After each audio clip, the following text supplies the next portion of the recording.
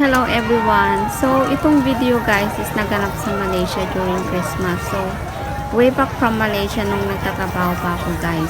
So, i-share ko lang sa inyo guys kung paano mag-celebrate yung mga tao sa Malaysia. So, ganito guys yung ganap nila pag during Christmas. Panoorin nyo guys. Ito yung unforgettable experience guys na nangyari nung nasa Malaysia ako guys. Ang saya, super saya, grabe. Yung highlighted na ganap dito yung i-sprayan ka nila. Yung nag-sprayan kayo. So, dapat bili ka doon yung spray.